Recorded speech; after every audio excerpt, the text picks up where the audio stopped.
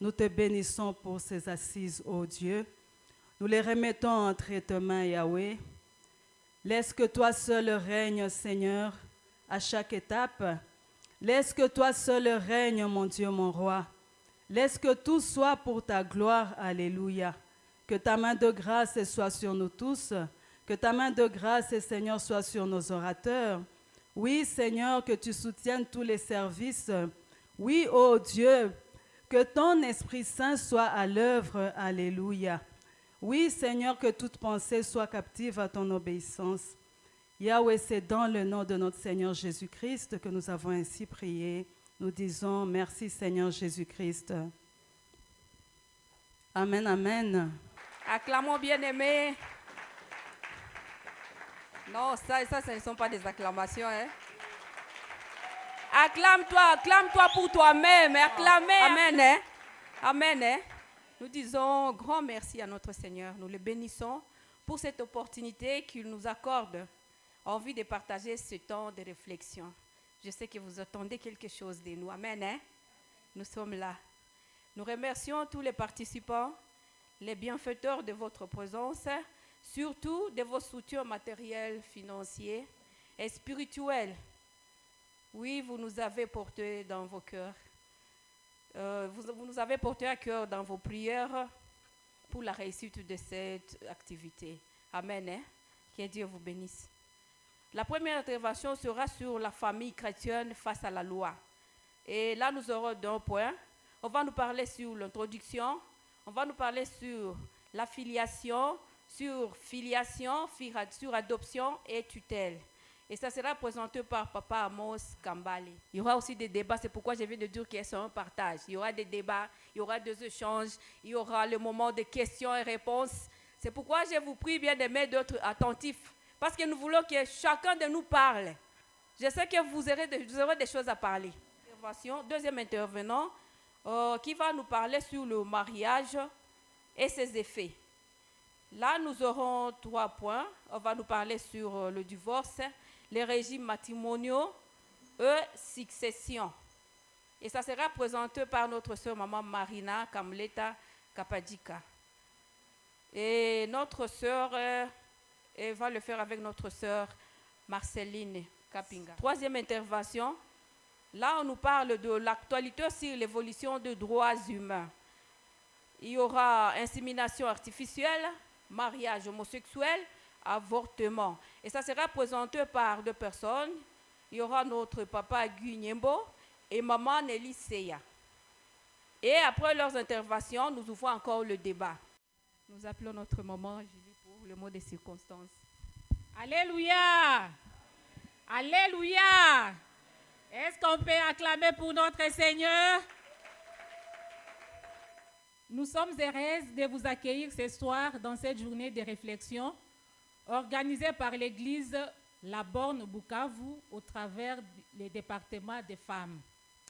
L'Église est dirigée par le pasteur responsable Didier Moboni, présentement en déplacement.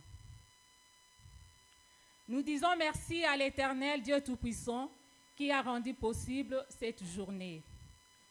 Nous remercions le couple pastoral Moboni de nous avoir accordé l'espace pour cette activité. Merci aussi à notre pasteur Deogracias Kalkule, le pasteur responsable de notre extension de Kadout. Merci papa d'être parmi nous. Nos remerciements s'adressent également aux intervenants, ils sont là devant nous, qui nous ont honorés en acceptant d'animer cette journée de réflexion. Nous vous portons dans nos cœurs. Merci, que le Seigneur vous bénisse. Enfin, grand merci au comité de l'Église, au comité du département des femmes, à toutes les femmes de l'Église, à la chorale qui nous a accompagnés et à tous les participants. On ne saura pas terminer ces mots de remerciement sans pour autant dire merci à tous ceux qui nous ont soutenus d'une manière ou d'une autre pour la réussite de notre activité. Que le Seigneur vous bénisse abondamment pour les efforts consentis et pour votre abnégation. Si nous sommes là ce soir, c'est parce que la parole de Dieu nous recommande d'ajouter la connaissance à notre foi. 2 Pierre 1,5. Et nous dit encore, mon peuple périt faute de connaissances. Osée 4,6. Nous avons choisi de nous entretenir autour du thème famille chrétienne face à la loi pour permettre aux enfants de Dieu d'être informés sur les droits et de savoir comment défendre ou revendiquer ces droits si c'est nécessaire en tant que famille chrétienne. Parce que la chrétienté n'est pas synonyme de naïveté ou de complaisance. Face aux réalités de nos jours, nous, familles chrétiennes, nous avons un grand rôle à jouer dans la société. Merci pour votre attention. Que le Seigneur vous bénisse abondamment. Merci. Sois les bienvenus, chérie. Merci, ma chérie. Ça va? Bon, ça peut aller, hein? Sois les bienvenus. Merci beaucoup. Et toi, ça va? Oui, ça va un peu. Oui. Ça va, mon amour? Oui, ça va bien, ma chérie. La journée, ça a été? Et Ok. toi, comment c'était au travail? Bon, ça va, hein? Ça va, ça peut aller. Je m'excuse, mon chéri, la nourriture n'est pas encore prête. Hein? Tu vois toi-même mon état. Je suis ici seule. J'ai fait le travail ménageur moi-même. Comprends-moi, dans 30 minutes, hein, la nourriture sera prête.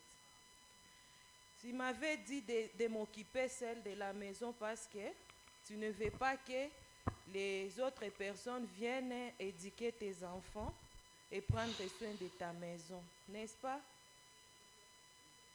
Ça commence encore. Ah, Aide-moi, sinon ma mère va mourir. Aide-moi, chérie, aide-moi. j'en ai marre. J'en ai marre. Je ne sais pas ce que j'avais fait, hein. Les mois passés, c'est ceci. On ne t'avait pas appris de bonnes leçons. C'est ça le problème. Il faut aller demander à d'autres femmes comment elles font pour bien entretenir leurs hommes. Ah, je m'en vais, je rentre, hein. Franchement. Ah là là là là là là là là. C'est ça, être une femme soumise. Ah. Ça fait mal. Ça fait mal, très mal. Quand je me rappelle comment mon père, qui était un sentinelle, faisait tout pour nous faire étudier. Et ma mère qui priait tous les jours. Oh Seigneur.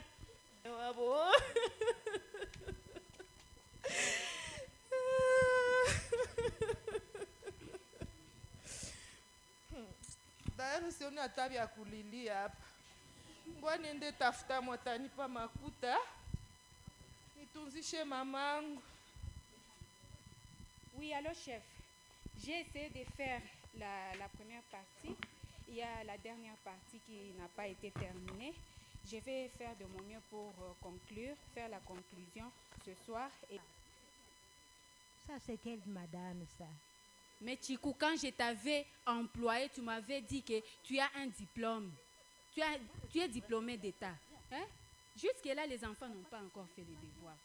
J'ai un rapport à terminer maintenant. Maintenant, tu veux que je fasse quoi?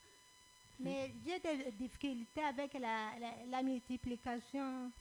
Fais vite. Fais vite. Okay. Ton papa va d'ici là débarquer.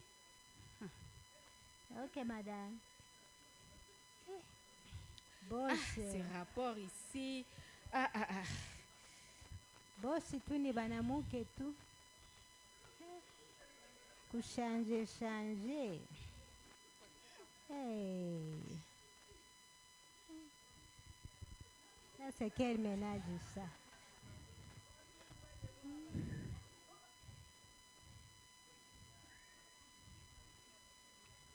Chikou, tu es à quel niveau?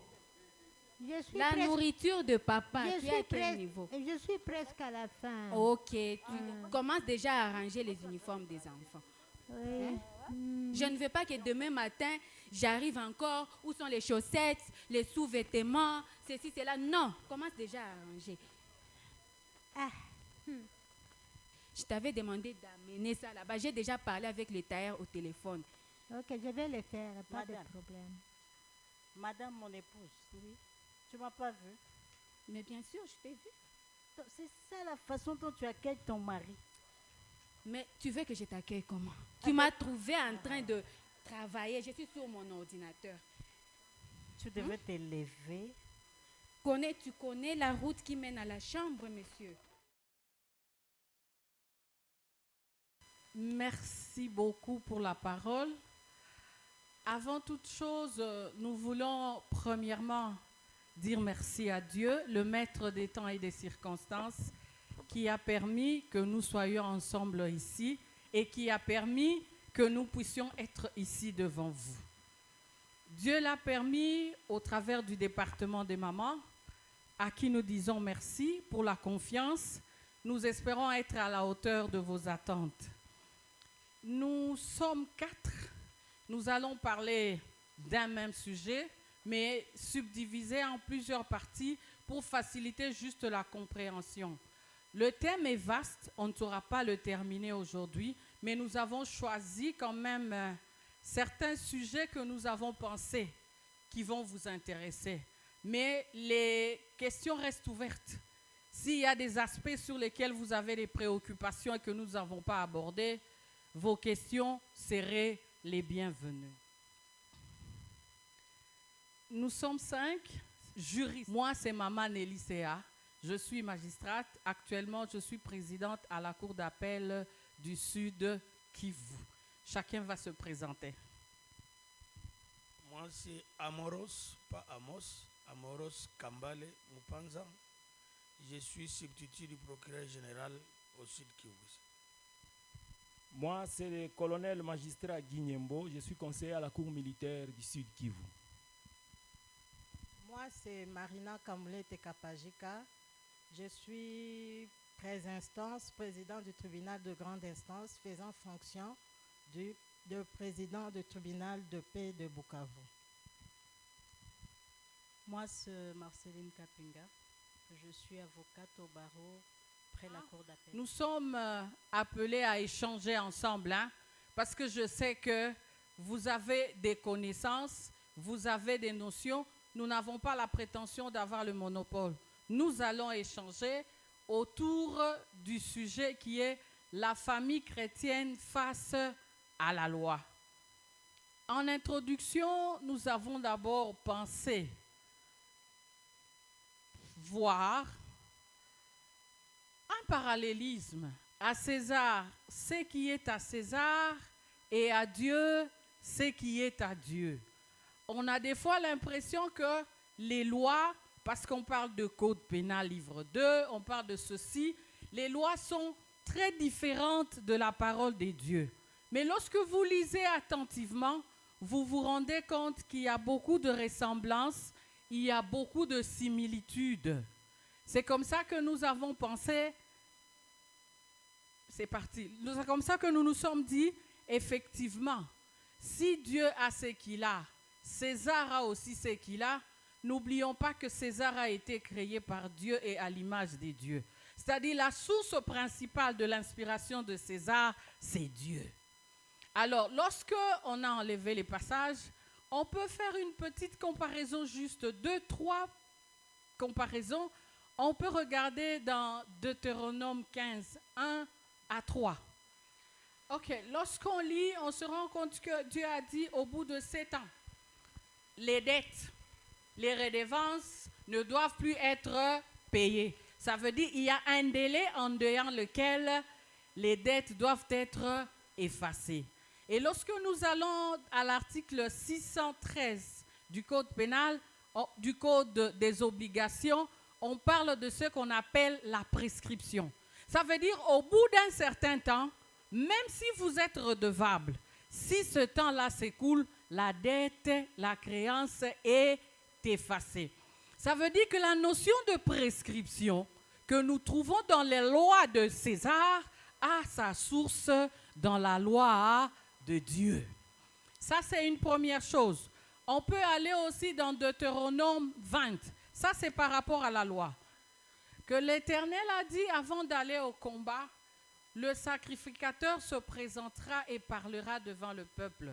Et lorsque nous allons dans nos pratiques militaires, je ne sais pas s'il y a un militaire ici, avant d'aller au combat, il y a la hiérarchie qui se tient devant le peuple, qui se tient devant l'armée, qui leur parle pour les encourager et les fortifier à aller combattre.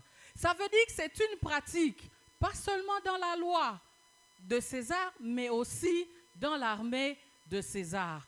On trouve que les pratiques sont tirées de l'inspiration de Dieu. Et pour terminer, il y a un dernier passage qu'on ne va pas lire, mais ce passage-là dit ceci. Lorsqu'on trouve un corps mort dont on ne connaît pas l'auteur, c'est dans Deutéronome, on mesurera du lieu où on a trouvé le corps jusqu'à la ville la plus proche. Et là, nous sommes dans les enquêtes scientifiques. Donc, ne craignez pas. Ce que vous connaissez de la Bible vous permettra d'affronter et de faire face à tous les domaines et à tous les aspects de la vie. Ça, c'est une première chose que je voulais qu'on partage pour nous mettre en confiance. Ça, c'est des 1. Deuxièmement, nous sommes censés parler de la famille chrétienne et de la loi. Alors, nous allons donner quelques petites définitions pour que nous ayons un même entendement et une même compréhension. Juridiquement parlant et chrétiennement parlant. Juridiquement parlant, qu'est-ce qu'une famille? On va y aller en français facile, on ne va pas donner les termes compliqués. C'est un ensemble de personnes qui sont liées entre eux par un lien d'alliance ou de parenté. Alliance pour les conjoints, parenté ou consanguinité, parents-enfants. Et ça peut être famille restreinte, tout comme ça peut être famille élargie. Et nous, nous sommes africains. Et nous, en tant que famille chrétienne, nous sommes liés par les deux liens. La consanguinité par le sang de Jésus, l'alliance par le mariage avec Jésus. Donc, ce sont des notions que nous connaissons, mais que nous devons seulement apprendre à pratiquer autrement et à comprendre autrement. Il y a deuxième chose, la loi. Qu'est-ce que la loi? Français facile, français simple. Je suis même tentée de demander à quelqu'un de me dire ce qu'il pense de la définition de la loi. C'est autorisé. Le temps, hein? On gagne en temps. Qu'est-ce que la loi? Une loi, c'est une norme, c'est une règle, c'est un principe qu'il faut respecter. Et si on ne respecte pas cette règle-là, il y a toujours une sanction. Et la sanction peut être de différentes manières. Ça peut être une sanction morale, ça peut être une sanction financière, ça peut être une sanction physique. Sanction morale, ça veut dire vous êtes rejeté. Là, généralement, c'est sur le plan social. Et sanction financière, ça veut dire vous payez des amendes. Sanction physique, ça veut dire vous encourez les peines de servitude pénale principale ou d'emprisonnement. Les autres notions qui vont suivre, on va les définir au fur et à mesure. Mais nous avions seulement le souci à l'introduction que nous soyons sur le même diapason et que nous ayons la même compréhension. Que nos esprits soient détendus, qu'on ne se dise pas les codes pénals et ceci. Non, ce sont des notions que vous connaissez autrement, mais que seulement nous allons échanger pour les orienter et les appliquer dans un certain angle. Merci bien. Merci pour nous avoir accordé la parole. Comme vous l'avez suivi dans l'introduction ou bien le programme qui vous a été donné, il m'a été demandé de parler de 4 notions: la filiation et la filiation, affiliation en fait, l'adoption et la tutelle. Vous allez constater que les 3 premières notions portent sur les liens entre les parents et les enfants, ou vice-versa. S'agissant de la filiation, elle est prévue dans le Code de la famille aux articles 590 à 594. Il s'agit en fait des liens qui unissent, comme nous l'avons dit, les parents et leurs enfants.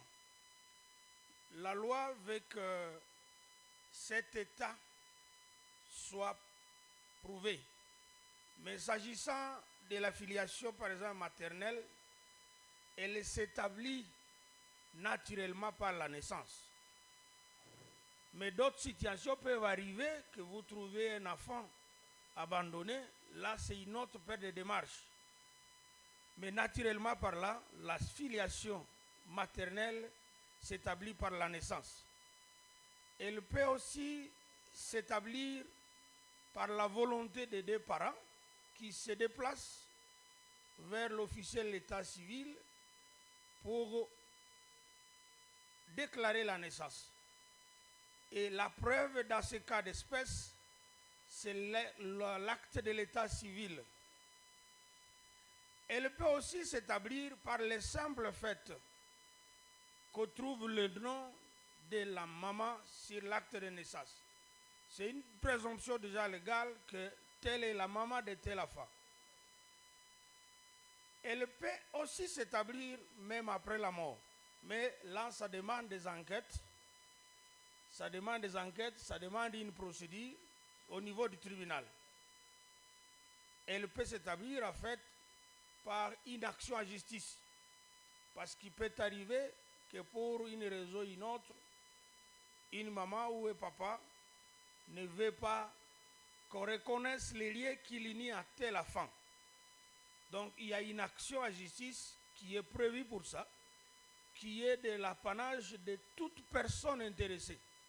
Donc il ne suffit pas qu'on soit seulement la famille, mais si vous êtes capable d'établir que tel enfant est l'enfant de tel, vous pouvez initier une action en justice et si vous arrivez à prouver, la justice peut établir ces liens. Mais dans la situation de ce monde, par exemple, il y a des situations de troubles, des situations de conflits armés. Il peut arriver qu'il y ait des enfants qu'on n'arrive pas à établir leurs liens avec leurs parents. La loi donne toute une procédure. On peut arriver à les mettre sous tutelle, c'est la dernière notion que nous allons parler. Et ou bien on peut arriver à lui désigner celui qu'on appelle le père juridique. Donc, le tribunal, si on connaît qu'on suspecte, par exemple, que l'enfant peut être de telle famille, on peut désigner pour l'intérêt de l'enfant un père juridique en attendant qu'on puisse établir sa filiation ou ses liens avec ses parents. La deuxième notion, avant de parler de la deuxième notion, je voulais souligner que la filiation peut être aussi contestée. Il peut arriver pour une raison ou une autre, la filiation soit contestée soit par la mère, soit par le père. Par exemple, on suppose que dans les circonstances où on a trouvé l'enfant que c'est elle la mère, ou bien c'est elle le père, il peut aussi, les deux, ou soit un d'eux, faire une action en justice pour contester ces liens qu'on veut lui imposer. S'agissant de la affiliation, il s'agit aussi d'un moyen d'établissement de la filiation. Il y a une différence, affiliation et filiation. Donc la filiation, c'est aussi un moyen d'établir la filiation, donc la première notion. Et dans le cas d'espèce, c'est une démarche qu'on fait pour établir les liens qu'il y a entre tel enfant avec telle mère ou tel enfant avec tel père. Et nous étions en train de dire que pour une situation ou une autre, un enfant peut se retrouver dans une position où on ne connaît que la mère. La plupart des cas, c'est ça. La plupart des cas, on connaît la maman, mais dans la plupart des cas, le papa n'est pas connu. Et on peut arriver à établir par le voie légal et sur le plan de la procédure, c'est au niveau du tribunal.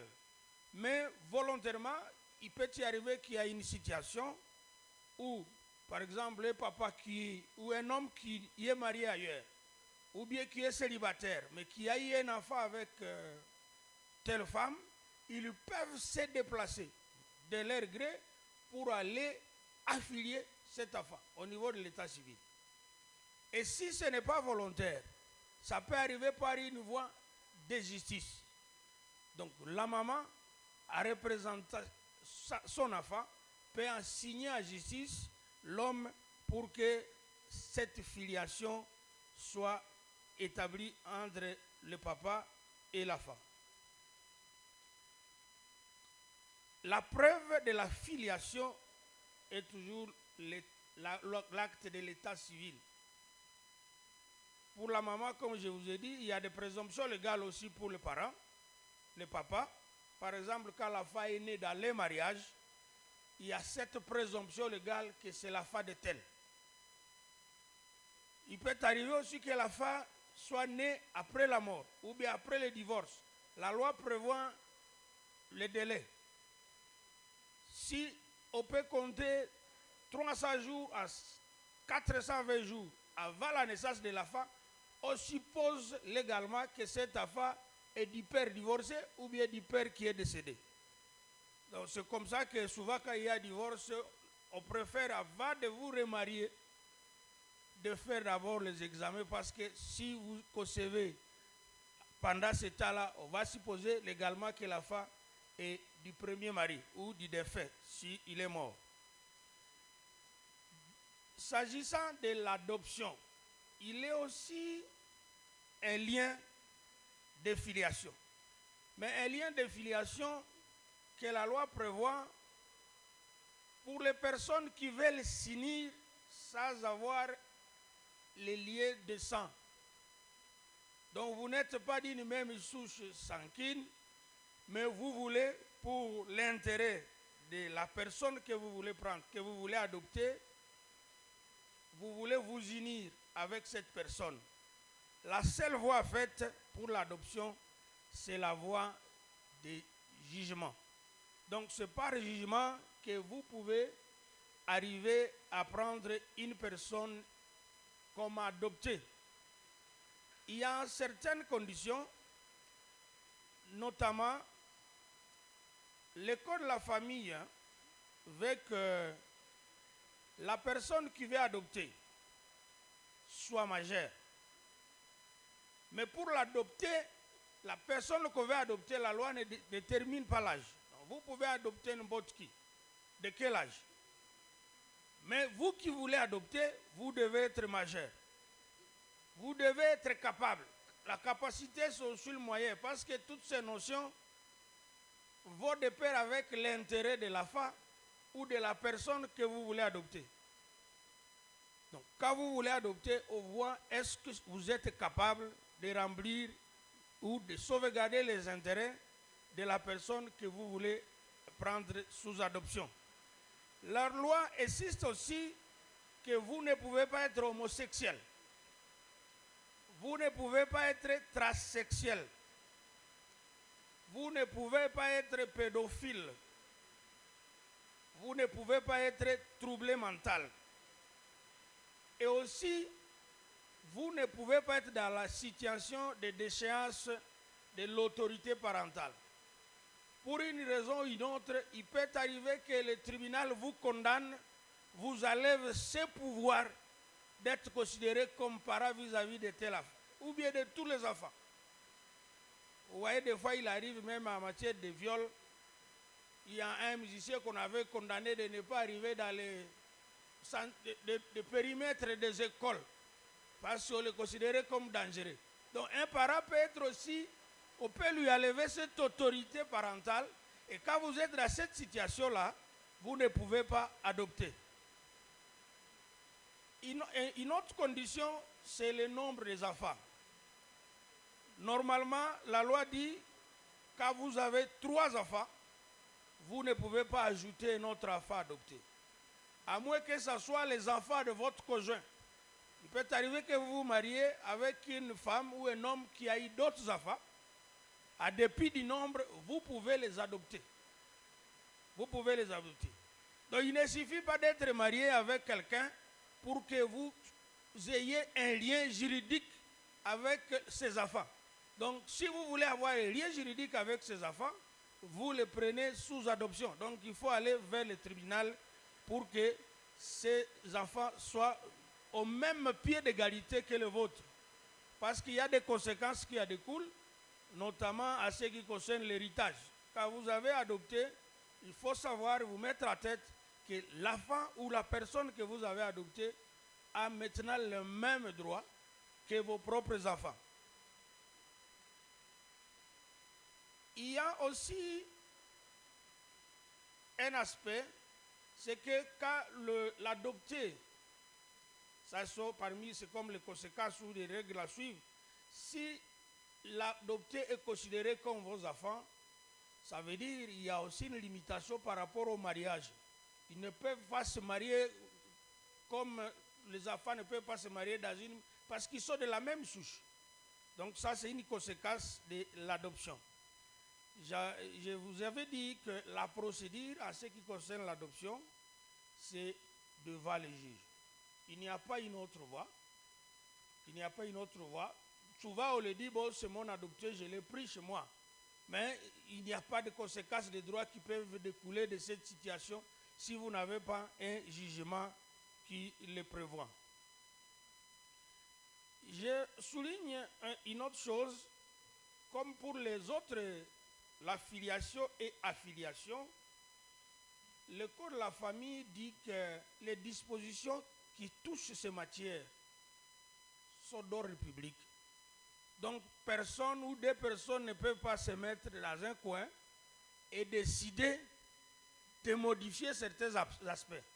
Quand vous êtes lié à un enfant, soit par filiation ou affiliation ou adoption, vous allez subir les conséquences ou les effets qui sont dans la loi. Donc, vous ne pouvez pas vous convenir à côté, vous dites, bon, ça c'est trop fort, par exemple, si nous mourons, on met à côté cet enfant adopté ne va pas hériter. C'est une convention ou un arrangement qui n'a pas de fait sur le plan de la loi.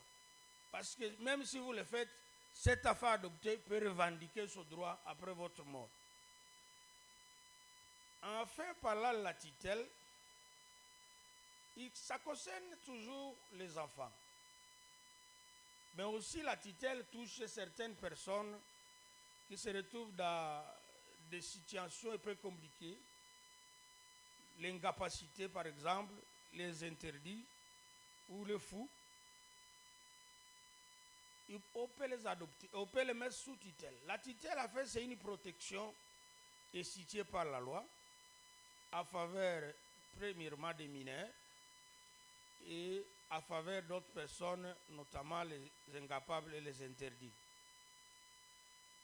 Il s'agit en fait de mettre sous la protection d'une personne, là on l'appelle tuteur, ou bien de l'État, la personne incapable ou une personne mineure. Il y a en fait la tutelle des mineurs, il y a aussi la tutelle de l'État ou pupille de l'État. Comme vous le savez, tout enfant a droit à un lien de paternité. C'est comme ça que si un enfant se trouve dans une situation compliquée, qu'il éloigne de ses liens ou bien qu'il le prive de ses liens, l'école de la famille a institué cette notion de tutelle. Le choix du tuteur est basé sur l'intérêt supérieur de l'enfant. Il y a des enfants qui ont des biens. Donc le tuteur doit être aussi capable de veiller sur les biens de l'enfant, pas à profiter. Et les enfants, pour la plupart qui entrent sous tutelle, il y a les enfants qui ont des parents inconnus. Les situations de guerre, comme je vous ai dit, peuvent arriver à nous créer, d'ailleurs, nous créer des enfants inconnus. La délinquance aussi de certains parents, notamment certaines femmes, qui abandonnent les enfants sur la route ou bien dans la brousse, vous pouvez trouver beaucoup d'enfants qui ont des parents inconnus. Et en attendant qu'on établisse le lien avec ses parents, ou la filiation, ou la filiation, ou bien qu'ils ne soient adoptés, parce que souvent les adoptés, pour la plupart, on les prend parmi ces enfants. Les gens de bon cœur arrivent à prendre de tels enfants. Il y a aussi les orphelins sans famille, ça peut arriver. Il y a aussi les enfants de parents qui sont déchus de leur autorité. Quand je dis les enfants sans famille, je ne parle pas de la famille au sens large. L'enfant, c'est vrai, il a un lien de filiation avec toute sa génération, mais la notion qui est épinglée dans l'école de la famille, c'est le lien avec ses parents. Donc il peut arriver que les deux parents meurent, mais un des parents peut prendre un tel enfant sous tutelle. Ou bien il peut soulever que cet enfant ait le même droit que ses enfants, l'adopter bien que c'est l'enfant de son frère. La fin de la tutelle prend fait, ou la tutelle prend fait à la majorité, Donc une fois l'enfant atteint l'âge majeur, il sort de cette situation, il peut se débrouiller seul. Par là, la tutelle de l'État, dans le cas où un enfant n'arrive pas à avoir un tuteur désigné, dans le cas où il n'arrive pas d'avoir un tuteur désigné, l'État, normalement, s'est organisé. Malheureusement, il y a des fois des failles, mais dans chaque commune, dans chaque entité décentralisée, il y a un conseil de tutelle. Donc pour de tels enfants, on les récupère, on les met quelque part où il y a tout le droit reconnu aux enfants. Vous avez appris que le maire de la ville avait pris les enfants, mais apparemment tous les enfants ont fui. Donc ils sont rentrés sur la rue, donc ça veut dire que les cadres n'étaient pas appropriés. Normalement, quand vous voulez mettre les enfants sous tutelle, vous devez y mettre les moyens.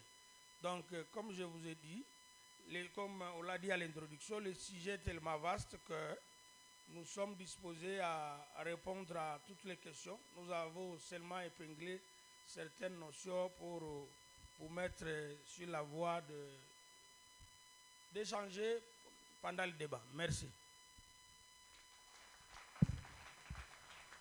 Merci. Applaudissez pour notre frère. Si vous allez poser la question, vous voulez qu'on sache que c'est vous qui posez la question, ça va, le micro sera là-bas en train de circuler et vous allez poser votre question après l'intervention de nos mamans. Shalom. Bon, nous allons parler sur le mariage et ses effets. Le mariage trouve sa base juridique dans le Code de la famille, dans son article 339 jusqu'à 540. Et l'article 339 définit le mariage comme l'acte civil, public, solennel, par lequel un homme et une femme qui ne sont engagés ni l'un ni l'autre dans le lien d'un précédent mariage enregistré établissent entre eux une union légale et durable dont les conditions de formation, les effets et la dissolution sont déterminés par la présente loi. Et cet article définit le mariage ici comme, met beaucoup plus un accent sur le caractère stable du mariage. Et dans la définition du mariage, nous trouvons 4 caractères. 4 caractères du mariage. On dit le mariage est un acte public, le mariage est un acte civil et le mariage est un acte solennel. De la liberté du mariage. Là, nous sommes à l'article 334 qui nous dit « Tout individu a le droit de se marier avec la personne de son choix. ou bien avec une personne de son choix, de sexe opposé et de fonder une famille. En droit congolais, le mariage ne se conçoit que par rapport à une personne de sexe opposé. Le droit congolais n'admet pas l'homosexualité. L'article 335 nous dit ceci: l'engagement de ne pas se marier ou de ne pas se remarier pris par une personne est sans effet au regard de la loi. L'article 336 donne maintenant, cet article nous punit, dit ceci: sera puni d'une peine de servitude pénale de 1 à 3 mois et d'une amende de 5 à 500 000 francs, ou une de ces peines seulement, tout individu autre que père, mère, tuteur ou toute personne qui exerce un droit, l'autorité sur l'individu qui aura contraint une personne à se marier. Dans cet article, punit une personne qui oblige une autre personne à se marier. Mais avant d'entrer dans le vif du sujet, nous allons effleurer un peu sur les fiançailles. La loi nous dit, les fiançailles sont une promesse de mariage. Elle n'oblige pas le fiancé à contracter mariage. Quand on parle de promesse qui a lieu entre l'homme et la femme, les fiançailles ne constituent que comme projet auquel chacun des fiancés peut renoncer à tout moment et de façon unilatérale.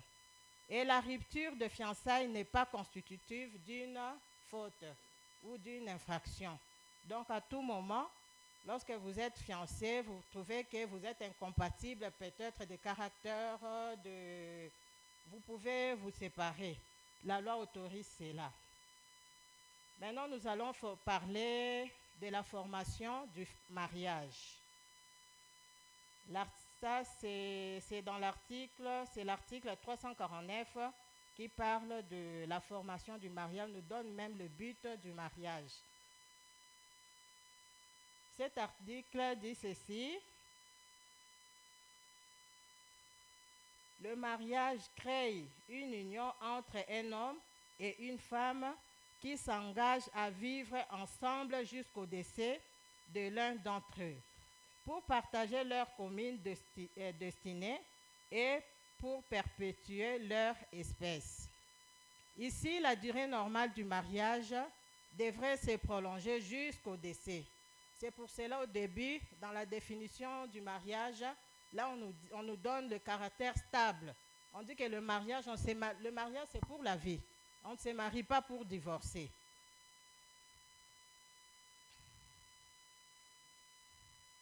Jusqu'au décès de l'un des époux. Mais il y a aussi le divorce, il y a l'absence qui peuvent surgir tout au long du chemin du parcours. Dans la formation du mariage, nous avons les conditions de forme et les conditions de fond. Dans les conditions de fond, nous avons le consentement. Pourquoi le consentement? Le mariage, c'est un contrat. Ça doit obéir aux principes contractuels. La volonté des parties qui veulent vivre ensemble. Sans le consentement, le mariage est nul. Nous avons aussi de la capacité de contracter mariage. Là, c'est l'article 352 qui dit « L'homme et la femme, avant 18 ans révolus, ne peuvent contracter mariage. » L'âge nuptial est fixé à 18 ans en droit congolais, tant pour l'homme que pour la femme.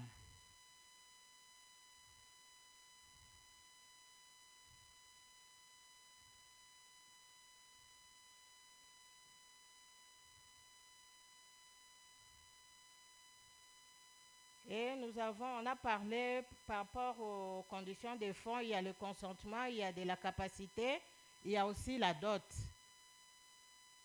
La dot aussi est parmi les conditions de fond du mariage. Ici, on nous dit, c'est l'article 361 à 367 qui consacre cela.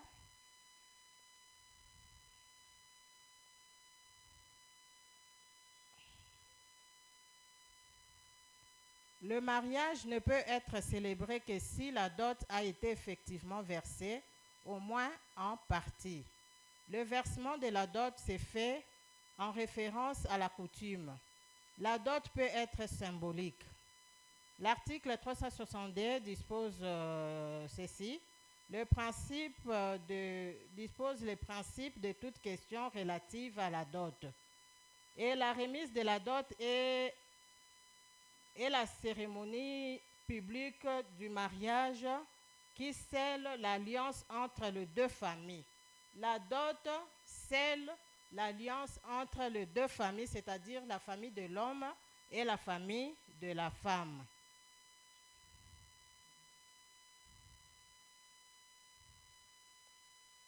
On peut dire le mariage est célébré que si la dot a été versée au moins en partie.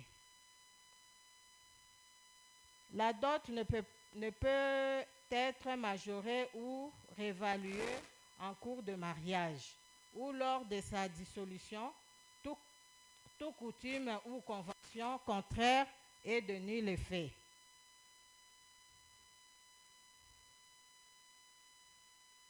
Et si la dot est refusée par le membre de la famille, selon la coutume,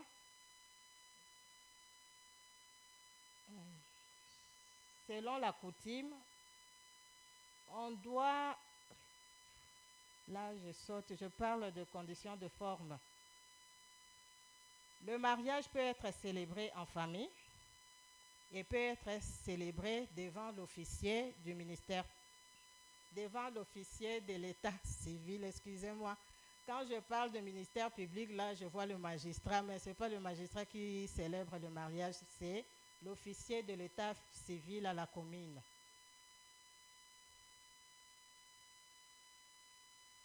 Et lorsque le mariage est célébré en famille, la loi nous donne la possibilité d'aller faire enregistrer ce mariage devant l'officier de l'état civil. Et lorsque l'officier de l'état civil enregistre le mariage célébré en famille, c'est-à-dire le mariage coutumier, il y a d'autres personnes qui n'aiment pas aller à la commune. Ils se limitent au niveau de la coutume. Mais ils ont aussi droit d'aller. Donc, le délai ne peut pas dépasser 3 mois. En dehors de 3 mois, les couples mariés peuvent aller devant l'officier de l'état civil à la commune, faire enregistrer. Là, on ne célèbre pas, mais on enregistre le mariage devant l'officier de l'état civil. Et dès que l'officier de l'état civil enregistre le mariage, il dresse un procès verbal.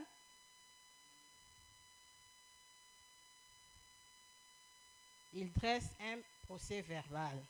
Il y a une autre possibilité, le mariage célébré maintenant devant l'officier de l'état civil.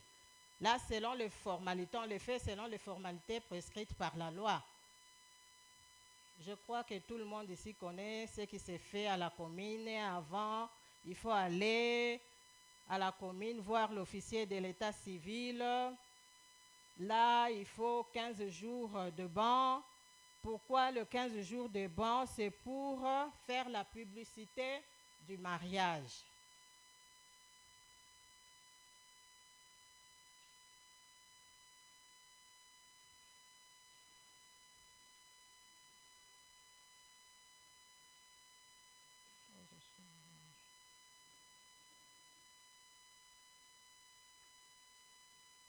Et lorsqu'il y a un fait, un fait étranger qui vient mettre ou bien qui vient empêcher que le mariage se célèbre, soit l'homme ou la femme était déjà mariés, ils n'ont pas divorcé, ou bien l'homme, la femme n'a pas divorcé, il vient contracter un autre mariage, là, l'officier de l'état civil ne peut même pas, s'il est au courant, ne peut même pas célébrer ces mariages.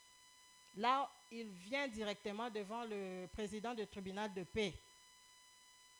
Et le président du tribunal de paix va lui demander de surseoir en attendant que les choses s'éclaircissent. Parce qu'il y a aussi des fois des personnes de mauvaise foi qui aiment nuire. Hein? Alors il faut ouvrir une enquête, savoir si réellement l'homme ou la femme était marié avant le mariage qui est en suspense. On a déjà parlé de la publication des bans pendant 15 jours. C'est pour assurer la publicité du futur mariage. Le tribunal de paix du lieu de la célébration du mariage peut dispenser pour des causes graves. Le président du tribunal de paix peut aussi dispenser. Le marié, le futur marié peuvent venir au tribunal demander qu'on puisse, une faveur, hein, qu'on puisse le dispenser de ces 15 jours de la publication de ban.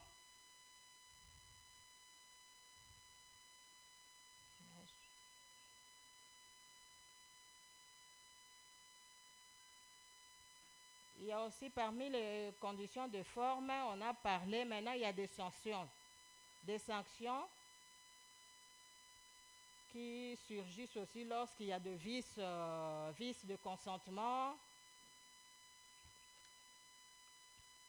Lorsqu'il y a vice de consentement, le mariage est nul, on avait forcé la personne à se marier à une personne qui n'était pas de son choix, mais les parents l'ont forcé. Ce mariage est nul.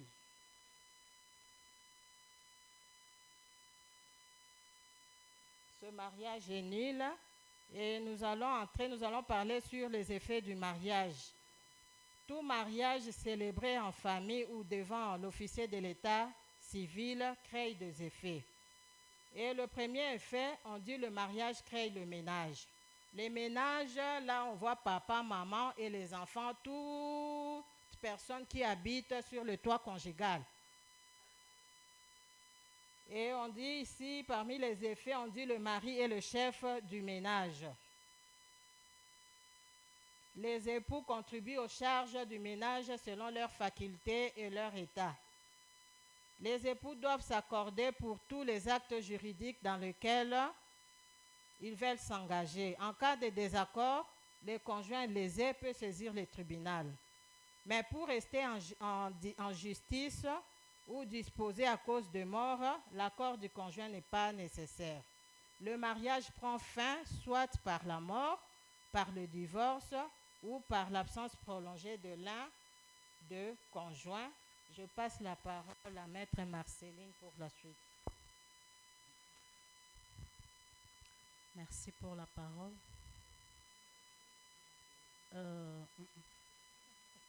Le siège de la matière que nous sommes en train de traiter se trouve dans le Code de la famille. Voici le Code. Alors, la loi organise 3 sortes de régimes matrimoniaux. Lorsque les gens se marient à la commune, ils ont la faculté de choisir parmi 3 régimes matrimoniaux que la loi a prévus. C'est l'article 487 qui parle d'abord de la séparation de biens. Il y a un régime qu'on appelle séparation de biens, c'est-à-dire le mari garde le bien, garde ses propres biens et la femme garde ses propres biens. Il y a la communauté réduite aux acquits, c'est-à-dire chacun garde ses biens, mais ce qu'ils vont acquérir dans le mariage, c'est ce qui sera leur bien commun. Et le 3e régime, c'est la communauté universelle de biens. Ce régime signifie tout simplement biako ni biangu. Alors, parmi les effets du mariage, maintenant, comme l'a souligné Maman Marina, l'article 453 du Code de la famille dispose que les époux s'obligent mutuellement à la communauté de vie. C'est-à-dire, lorsque vous êtes mariés, vous devrez vivre ensemble. Même si le mari travaille ailleurs ou à l'intérieur du pays, la femme doit consentir à ce que son mari vive loin de lui. S'il n'y a pas consentement, vous êtes obligés de vivre ensemble. La loi parle également que le couple doit consommer le mariage.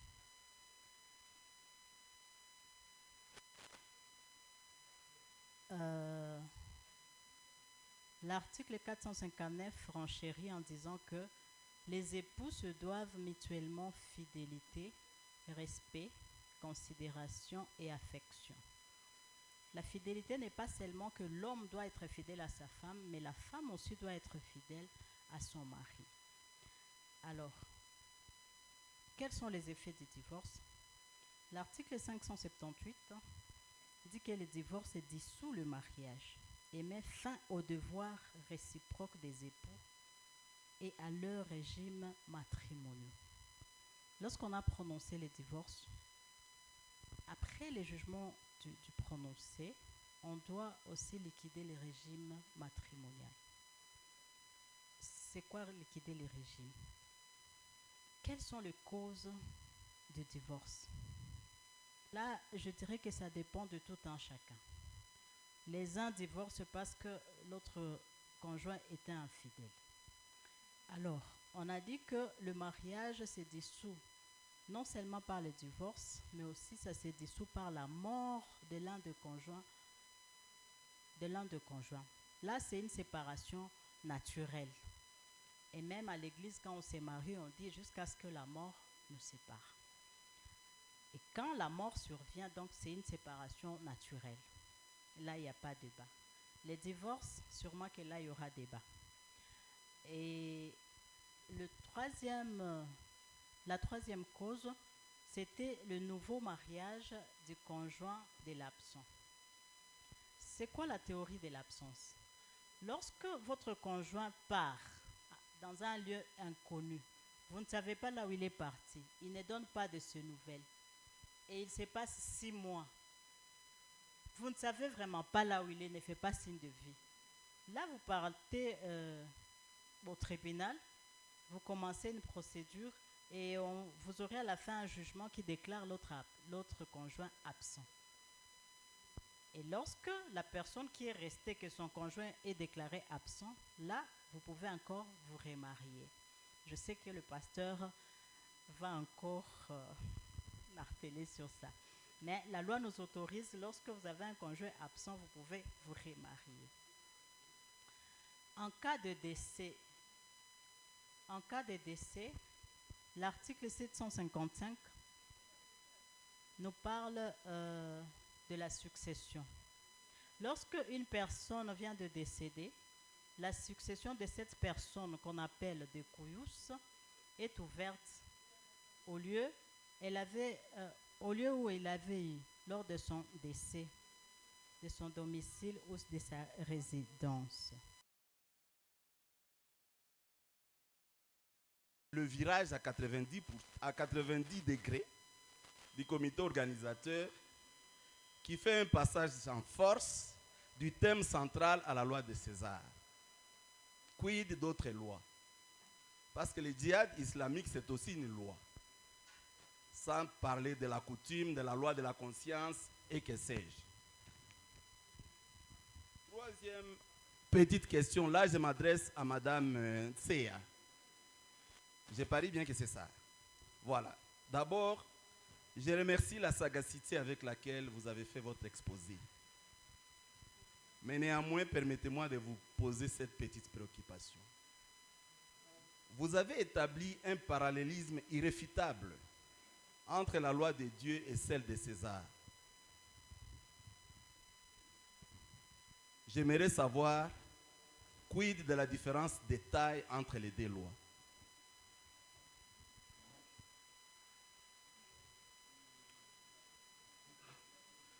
Enfin, au deuxième intervenant, il a parlé de la filiation, de la filiation. J'aimerais savoir en quoi cela concerne la mère. dès lors que la maternité a toujours été certaine et que c'est la paternité qui a toujours été l'objet des controverses. Et enfin, là, je m'adresse au public. Quel est le sort que la famille chrétienne réserve aux enfants hors mariage? Merci. Exposé. Alors moi, je ne dirais pas des petites questions, mais j'ai des questions. Ayant trait au concept, nous sommes dans un monde qui évolue et les concepts sont en train aussi d'évoluer. Ici, en nous donnant la définition de la famille, c'est comme si cette définition que vous nous avez donnée contiendrait certains germes de ce qui est en train de profiler à l'horizon. Entre autres l'homosexualité. C'est ainsi que j'aimerais qu'on nous définisse encore dans les codes, disons dans les droits congolais, qu'on nous définisse qui est homme, qui est femme. Famille, qui est homme, qui est femme. Alors, la deuxième question, tout ça, si je pose ces questions-là, c'est pour que nous prenions des mesures préventives à ces vents mauvais qui est en train de venir. Que quand vous serez au Parlement, que vous n'oubliez pas de définir exactement les choses. Deuxième question, les couples se marient et puis les juges accordent les divorces selon leur desiderata. Mais quelques temps après, peut-être une année, les couples cherchent à se regrouper. Est-ce possible? Oui ou non, parce qu'on a dit le divorce, c'est une destruction irrémédiable. Merci. J'ai dit merci à tout le monde. Nos intervenants de ce soir, comme le disait tout à l'heure le Dr Loufou pour leur brillant exposé, nous sommes contents de nous réunir ce soir par rapport à ce thème. J'avais une préoccupation par rapport au thème, mais la même préoccupation a été dévoilée par Papa Amissi sur le thème, le choix du thème. Heureusement que la question est déjà posée. Je crois que je vais avoir la réponse par rapport à ça. J'ai 4 préoccupations à soumettre à l'endroit de nos présentateurs. Je voudrais la première question. Je voudrais savoir les dispositions légales en rapport avec la dot. Je m'explique par rapport à ça. Est-ce que les législateurs ont prévu un montant qu'on doit verser par rapport à la dot, ou bien chaque famille, chaque tribu a sa façon de faire les choses? Je ne sais pas les dispositions, s'il y a des dispositions par rapport à ça. La deuxième préoccupation, je voudrais savoir l'âge requis par rapport à l'adoption. Par rapport à l'adoption, je me dis ceci. Est-ce qu'on peut adopter un majeur? Un majeur. Quelqu'un qui, comme on voit sous autres cieux, les SDF, sans domicile fixe, est-ce qu'on peut l'adopter, un majeur? Que dit la loi par rapport à ça?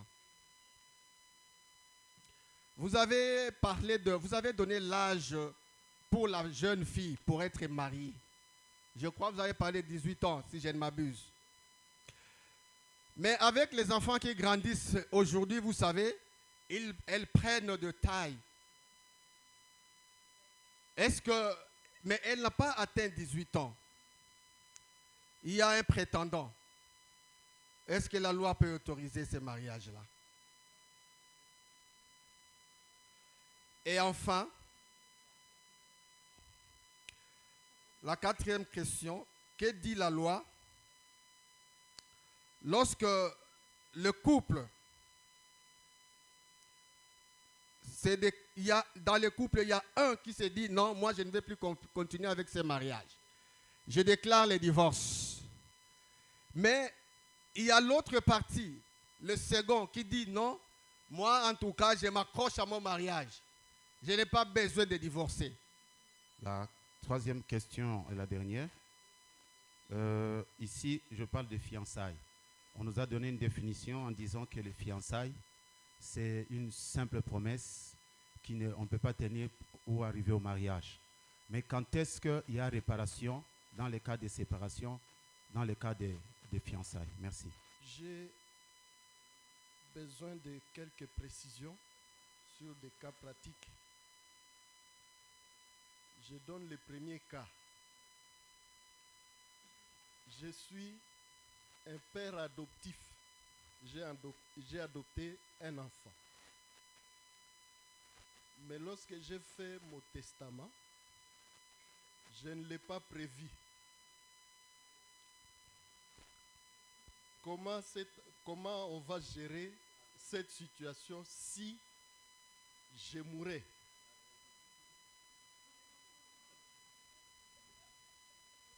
Le deuxième cas, un papa marié légalement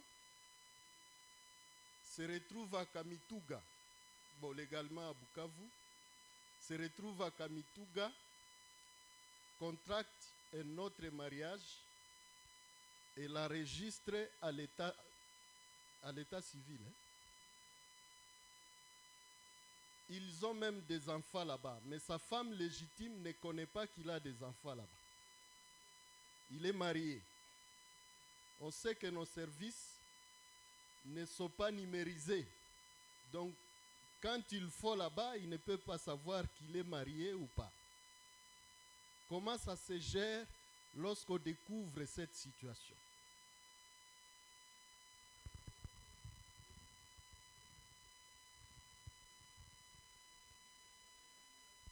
Alors, dans l'intervention de Maman Marina, il a dit que lorsqu'on a au moins 3 enfants, on ne peut plus adopter. Je ne sais pas si j'ai bien retenu. Si c'est le cas, j'ai un frère qui est décédé et qui a laissé des mineurs. Ces enfants-là, si je veux les adopter ou je ne sais pas quel est le terme que je vais utiliser, comment je fais? On choisit d'être chrétien et de se soumettre à la parole de Dieu.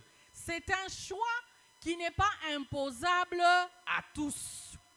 C'est de manière délibérée que l'on s'y soumet.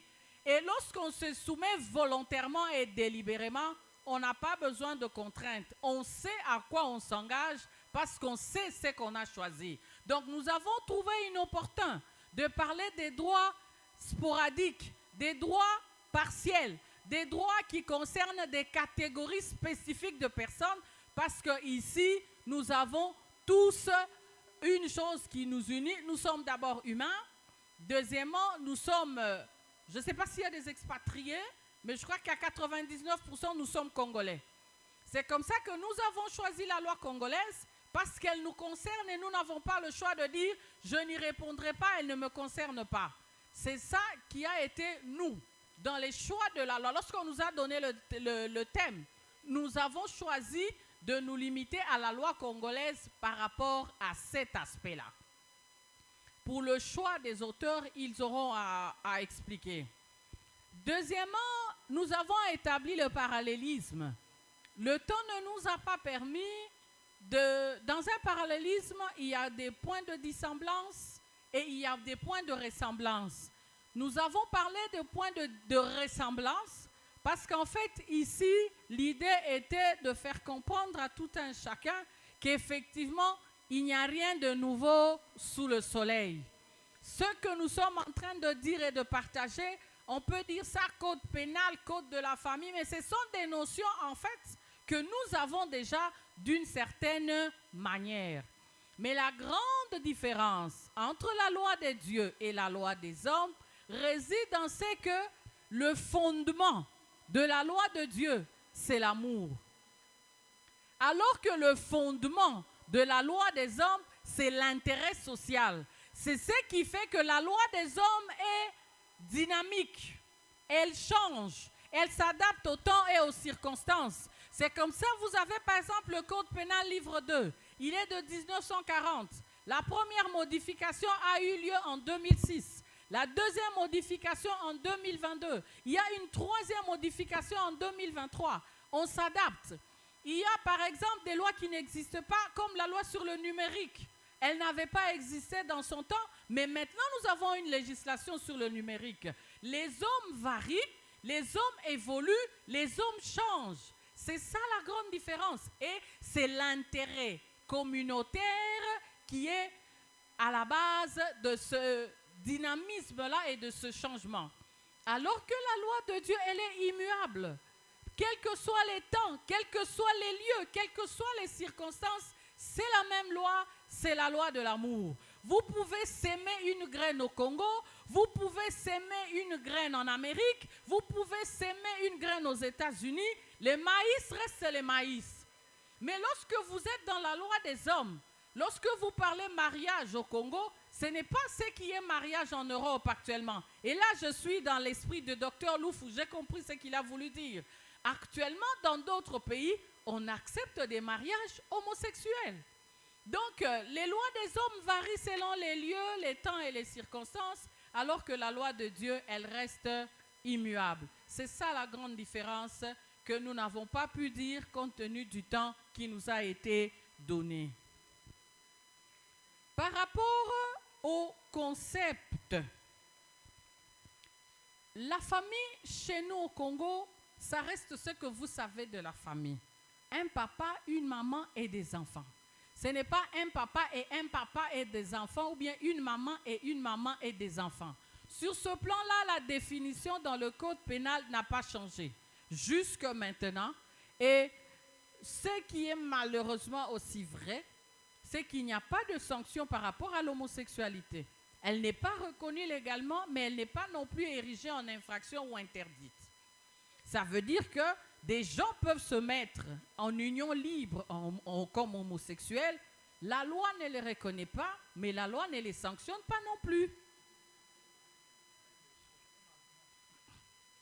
En raison de quoi? De la liberté d'une personne de disposer de sa personne. Ça fait partie des principes. Et par rapport au remariage, en fait, on a parlé de la destruction irrémédiable sans donner une cause. Pourquoi? Parce qu'en fait, le mariage, c'est une union libre de deux personnes qui décident d'être ensemble. Autant elles ont décidé d'être ensemble, autant elles sont libres de se séparer. On n'a pas donné de motif parce que les motifs non plus pour lesquels les gens se mettent ensemble n'ont pas été définis. Donc, on ne peut pas définir les motifs pour lesquels les gens peuvent se séparer. Mais ce qu'il faut noter dans notre législation, le divorce n'est pas une sanction, mais le divorce est plutôt considéré comme un remède. Ça veut dire quoi? Lorsque deux personnes ne peuvent plus vivre ensemble, la cohabitation devient impossible. Au lieu de les laisser s'entretuer, autant mieux les laisser évoluer chacun indépendamment, loin de l'autre. C'est comme ça que chez nous, lorsqu'on prononce le divorce, il n'y a pas de sanction. Parce que c'est un remède. Oui, des personnes divorcées deviennent libres. C'est-à-dire, ils peuvent prendre un nouvel engagement, mais la loi n'interdit pas à deux anciens mariés divorcés de se remarier. La loi n'interdit pas ça. S'ils veulent se remettre encore ensemble, tant mieux qu'ils le fassent parce que c'est la raison pour laquelle, avant de prononcer le divorce, on exige 6 mois de conciliation. Ça veut dire que le juge essaye de remettre les deux ensemble. Il fait ce qu'il peut dans sa sagesse humaine pour les amener à se souvenir Tangu Bazalaka, Ndenge Babandaka, tout ce qu'il y a là, les bonnes raisons, penser aux enfants, penser à ceci. Il fait tout ce qui est en son pouvoir, humainement parlant, pour les amener à se remettre ensemble. Donc, si des divorcés se remarient, ce serait l'idéal et la volonté du législateur. Le divorce sera comme s'il n'a pas existé. Bon, je crois que je peux passer la parole aux autres aussi pour la suite des questions. S'il y a à revenir, nous y reviendrons. Merci. Merci pour nous accorder encore la parole. Je vais me limiter dans un premier temps à répondre par rapport aux questions qui concernent mon intervention. Il y a une question de papa Amissi qui a voulu savoir à quoi la filiation ou affiliation concerne la maman, si dans la pratique la maman est connue rarement ou quelquefois le papa. À ce qui concerne la loi prévoit effectivement des dispositions qui concernent la filiation ou affiliation vis-à-vis de la maman, parce qu'il peut arriver qu'une femme renonce ou refuse de reconnaître pour telle ou telle circonstance son enfant. Ça arrive dans la pratique. Il peut arriver aussi, la maman se retrouve dans une situation où elle accouche, elle ne connaît pas où on a amené son enfant. Elle peut aussi rechercher son enfant. C'est dans le cas de la filiation. Avec ses enquêtes, elle peut faire une action à justice pour arriver à établir que tel est mon enfant. Donc la loi a prévu toutes ces situations, même pour les femmes. S'agissant de papa Renaud, qui a voulu savoir si il y a un âge, si l'âge de l'adopté est déterminé ou si on peut adopter un majeur. En fait, la loi dit clairement que l'âge de l'adopté n'est pas requis. Donc, à tout âge, vous pouvez être adopté. C'est clairement dit à l'article 660. L'adoption est permise quel que soit l'âge de l'adopté. Donc, il peut arriver que vous adoptiez un majeur. Il y a une autre question qui concerne papa Marcel, qui a voulu savoir si on peut, pour une raison, renoncer à l'adoption. Effectivement, la loi prévoit cette voie-là. Il suffit de démontrer ou de donner des causes pour obtenir la renonciation à l'adoption. Mais vous devez savoir que tout fait quelconque de l'homme qui cause à autrui un dommage oblige à cette personne-là de réparer. Donc il peut y avoir des conséquences, vous m'avez adopté, et à un moment donné, parce que quand vous adoptez quelqu'un, vous pouvez aussi bénéficier de ses biens, vous êtes devenu un. Vous pouvez arriver à chercher à renoncer parce que vous êtes nanti, vous voulez priver l'autre. Donc il peut arriver à démontrer que votre démarche vous a la causé du tort et vous demandez aussi des comptes. Mais la loi prévoit cette renonciation.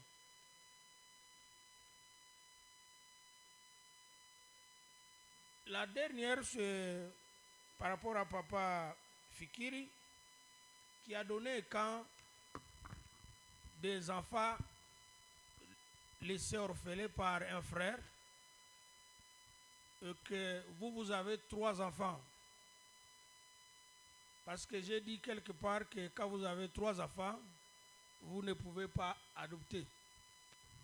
C'est ça le principe, mais il y a des exceptions, je vous ai dit, par rapport par exemple des enfants de votre conjoint, vous pouvez les adopter, mais aussi la loi prévoit une dispense du gouverneur des provinces.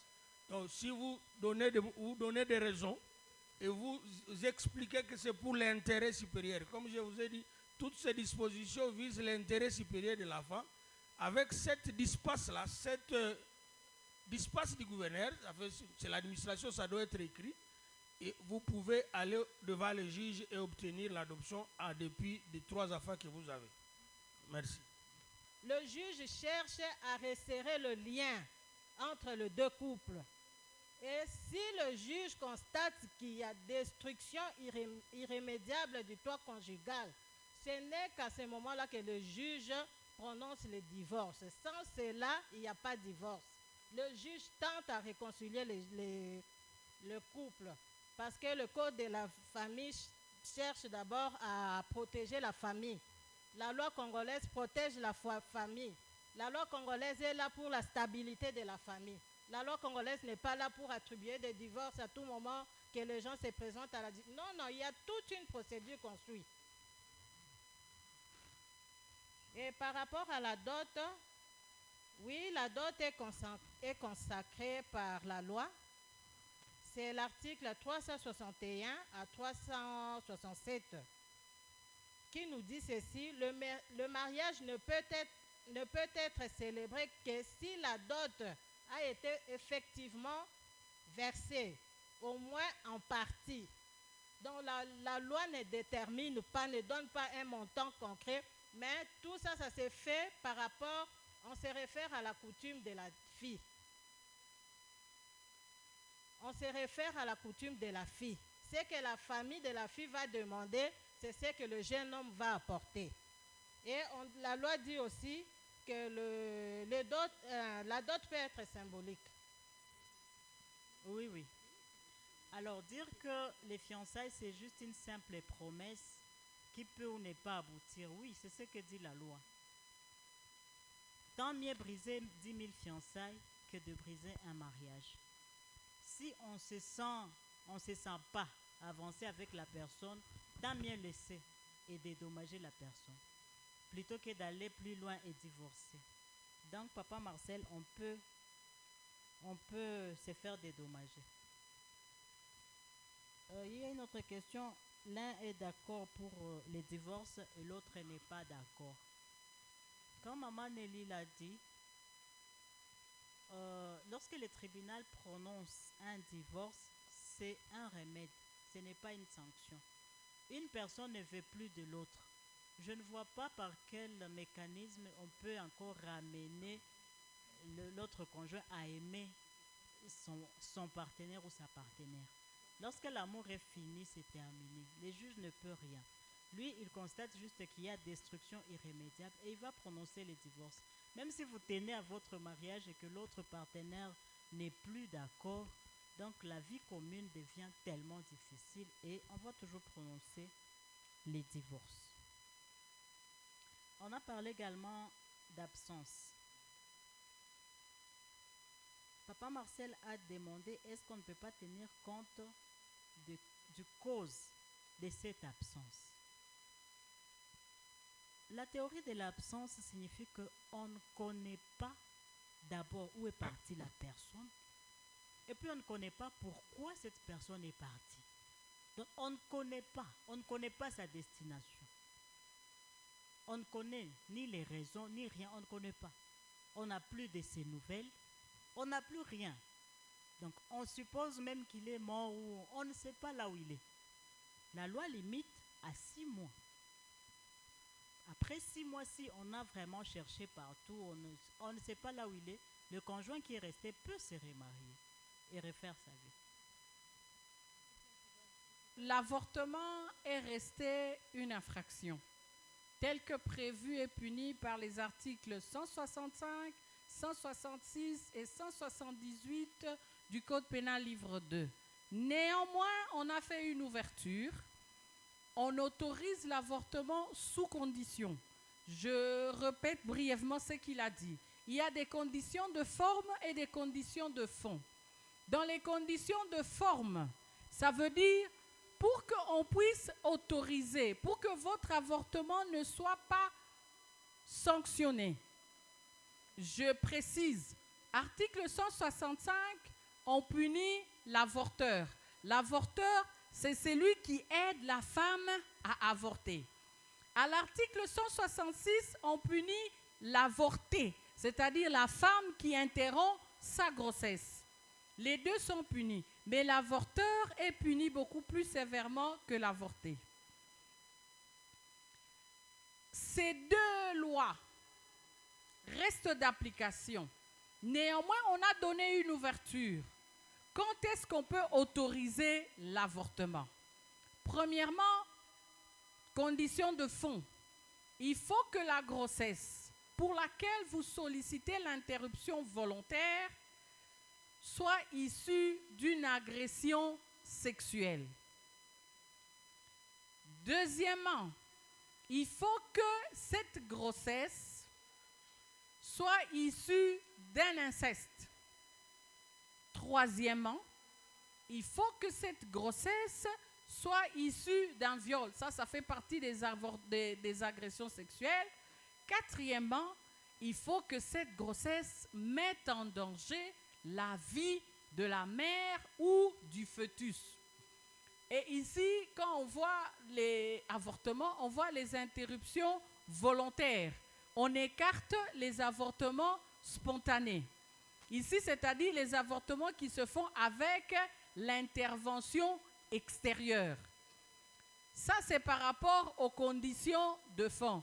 Et ce qu'il faut savoir, c'est d'une manière alternative. On ne peut pas avoir toutes les conditions. C'est soit. Soit que la grossesse soit issue d'un viol, soit d'un inceste, soit qu'elle met en danger la vie de la mère ou de l'enfant. Quand on parle de la vie du fœtus, ici, on parle des avortements eugéniques, c'est-à-dire, lorsque médicalement parlant, on constate que ce que la femme porte dans son sein produira un enfant qui n'est pas appelé à vivre.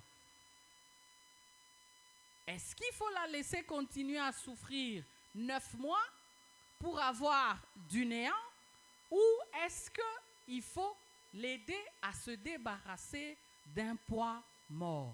C'est des questions auxquelles on va répondre. Ça, ce sont les conditions de fond. Les conditions de forme. Lorsque cette grossesse s'a rempli, elle est soit. Ah, il y a un aspect qu'il faut relever ici, c'est met en danger la vie de la mère. Ici, la santé physique ne pose pas problème. Le médecin doit constater. Mais là où il y a un problème, c'est par rapport à la santé mentale. Là, ce sont les psychiatres qui vont constater, mais jusqu'à quel niveau on peut constater et accepter que la santé mentale de la mère est en danger. Par rapport aux conditions de forme, lorsque on a constaté que cette grossesse est issue soit, il faudra que cet avortement se fasse dans un centre médical agréé. Ça veut dire que ce n'est pas tous les hôpitaux qui sont autorisés à procéder à l'avortement.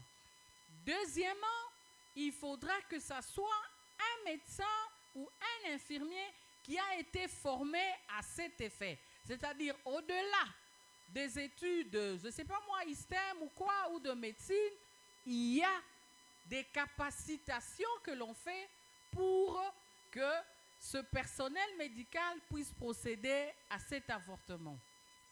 Alors nous voyons que Dieu lui-même, en instituant le mariage, il a dit que deux personnes des sexes opposés, un homme et une femme, ils vont s'unir dans l'alliance du mariage et ils vont devenir une seule chair. Quand vous lisez la Bible en 1 Corinthiens chapitre Éphésiens chapitre 5, si vous descendez à partir du 23e verset, vous descendez. Vous allez voir Dieu en train de faire le parallélisme de l'alliance entre l'Église et Christ et le mariage entre l'homme et la femme. C'est ce parallélisme-là qui nous fait voir que le mariage, c'est une alliance. Alors, l'alliance, depuis l'origine, elle est irrévocable. Quand vous vous unissez avec quelqu'un dans une alliance, les termes de l'alliance sont irrévocables. Quand vous entrez dans une alliance, vous ne pouvez pas rompre cette alliance-là. Donc c'est ça le mariage, c'est le plan spirituel. Et c'est depuis les origines, c'est ça la volonté de Dieu pour le mariage. Quand vous lisez Malachie chapitre 2, je vais être très bref, je ne suis pas en train de prêcher. Malachie chapitre 2, verset 13 à 16. Dieu lui-même est en train de dire que je hais la répudiation. Là, il s'adresse aux enfants de Dieu, nés de nouveau. Je hais la répudiation. Donc Dieu n'est pas pour la répudiation. Dieu n'est pas pour les divorces.